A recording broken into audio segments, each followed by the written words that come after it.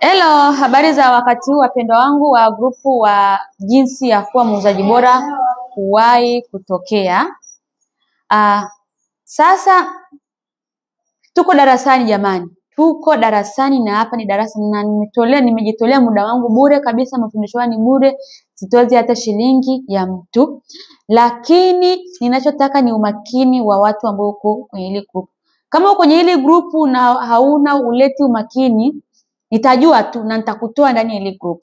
Na kwa kila somo nitakuwa natoa zoezi. Ninapofundisha natoa zoezi.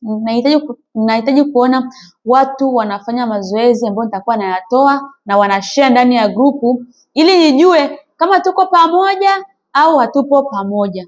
Kwa hiyo kila mwisho wa somo nitakapofundisha nitakuwa natoa zoezi. Na hilo zoezi ninapolitoa naomba kila mmoja afanye, na nitatoa muda wa kukamilisha zoezi.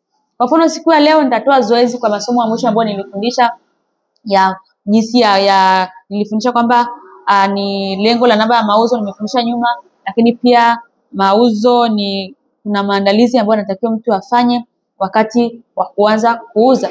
Kwa hiyo yote nitatoa zoezi, nitatoa maswali kama 3 kwenye zoezi la kwanza. Nione kama tumeelewana au nione kama tuko pamoja au tupo tu kwenye grupu hatufuatili. Kwa hiyo ni hilo tu. Kama mtu atakuwa haleti umakini katika mafunzo, afuatilie mafunzo, kusema la ukweli hapa sio mahali pako sahihi, na mimi nitaenda kukuremove ndani ya grupu kwa sababu hatuambatani. Mtu ambaye haambatani na mimi ninapofundisha kwenye grupu, kwa kweli nitamtoa, kwa sababu watu wote ambao wanaasi wanaishaga pabaya. Sasa mimi sitaki wewe muasi.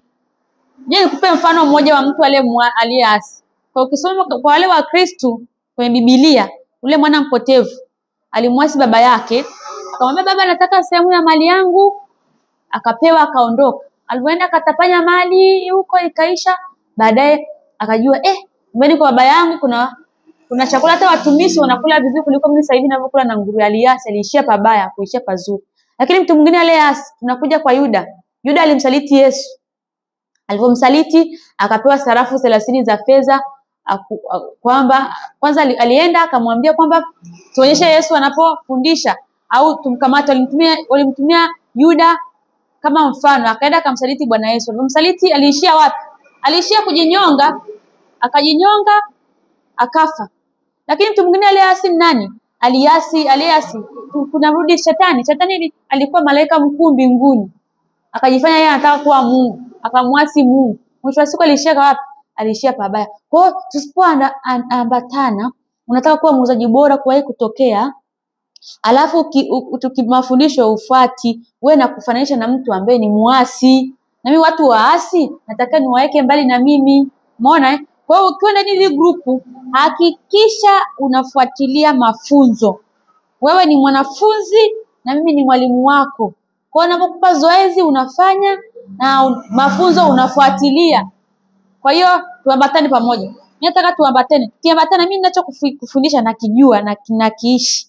Najua ukifanya hivyo utauza, utakuwa muuzaji bora. Na ukiwa muuzaji bora, mimi ndio ninachofurahia, najua nimefundisha mwanafunzi umeelewa. Kwa hiyo tuambatane jamani, tusiwe waasi. Usiwe muasi kama nani? Kama Yuda. Usiwe muasi kama mwana mpotevu. Usiwe muasi kama nani? Shetani. Kwa hiyo tuambatane jamani. Asante. Kwa nilio wa kwanza mnisamee katika harakati za kuwekana vizuri. Asante.